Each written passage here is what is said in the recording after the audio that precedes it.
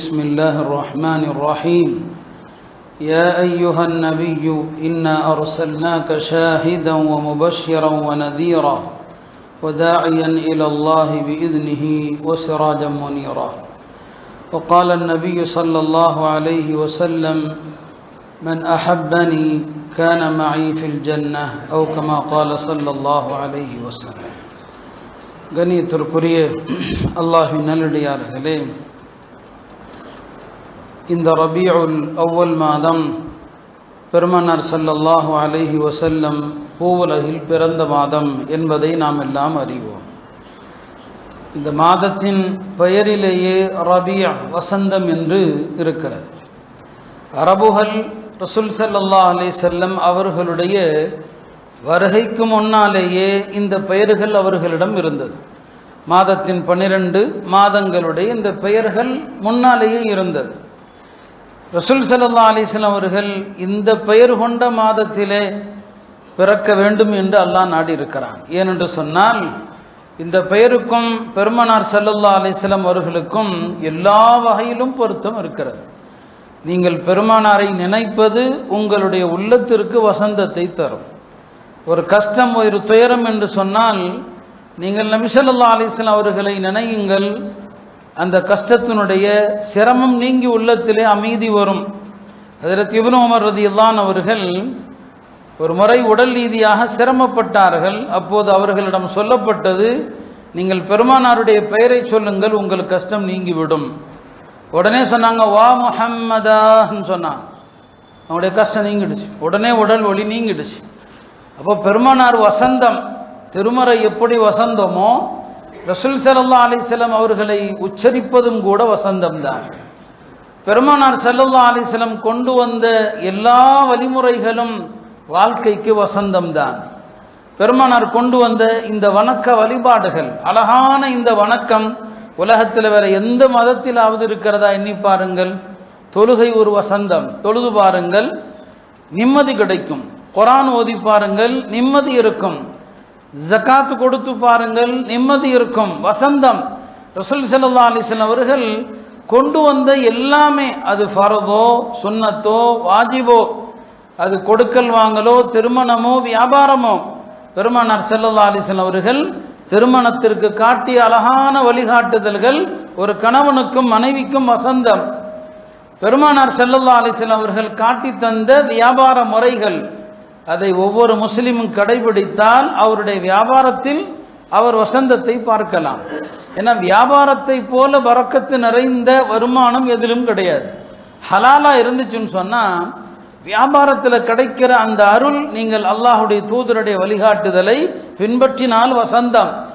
ஆக என்ன அழகான ஒரு பொருத்தம். அவர்கள் பிறந்த மாதம் ரபியா என்கிற ஒரு மாதம். எல்லாமே வசந்தம்தான். உலகத்தில் இன்றைக்கு அவர்களை பற்றி பேசப்படுவதை போல வேறு யாரை பற்றியாவது பேசப்படுகிறதா?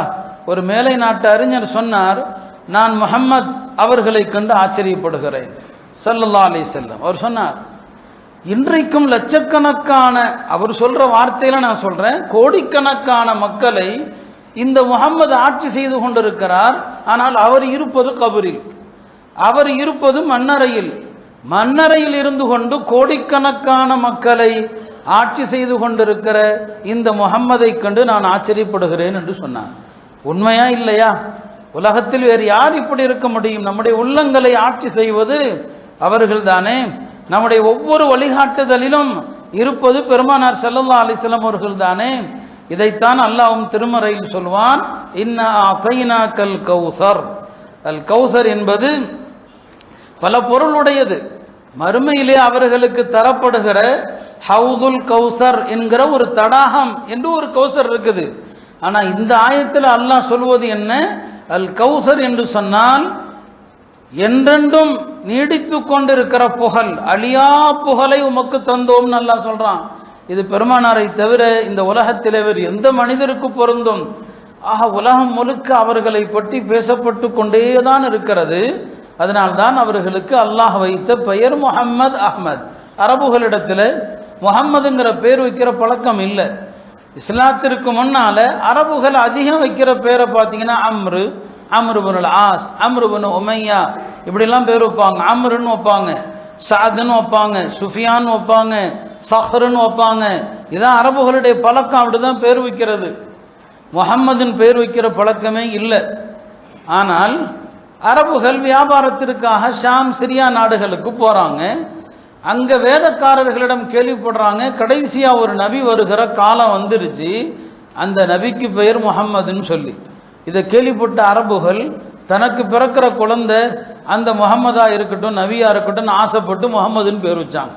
பெருமானாருடைய பிறப்புக்கு சற்று முன்னால நபி ஸல்லல்லாஹு அலைஹி வஸல்லம் பிறக்கிற நேரத்தில் ஒரு 5-6 குழந்தைகளுக்கு அந்த பேர் இருந்துச்சு.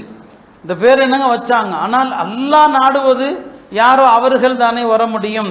வெறுமனே இந்த பெயரை கொண்டு நபியாக விட முடியாது. ஆக பெருமானார் ஸல்லல்லாஹு அலைஹி வஸல்லம் அவர்களுக்கு அல்லாஹ் 2 பெயரை தேர்வு செய்கிறான். அவங்களுடைய எல்லாமே பார்த்தீங்கன்னா ஹம்து. ஹம்துனா புகழ். பெருமானாருடைய பெயர் முஹம்மது அஹ்மத். அஹ்மதுனா என்ன?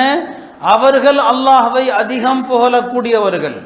பெருமானார் ஸல்லல்லாஹு அலைஹி வஸல்லம் அவர்களை விட அல்லாஹ்வை புகழ்பவர் யாரும் கிடையாது. அவங்க அல்லாஹ்வை ரொம்ப புகழ்வாங்க, அல்லாஹ்வை புகழ்வதை விரும்புவார்கள். எனவே அவர்களை விட அல்லாஹ்வை புகழ்ந்த யாரும் இந்த உலகத்தில் இல்லை. அவங்க தொழுகையில அல்லாஹ்வை எப்படியெல்லாம் புகழ்ந்திருக்கிறார்கள் என்று அந்த ஹதீஸுகளை சொல்ல ஆரம்பித்தால் தலைப்பு மாறி போயிடும். அவங்க ரொம்ப அல்லாஹ்வை புகழ்வதனால அவர்கள் அஹ்மத்.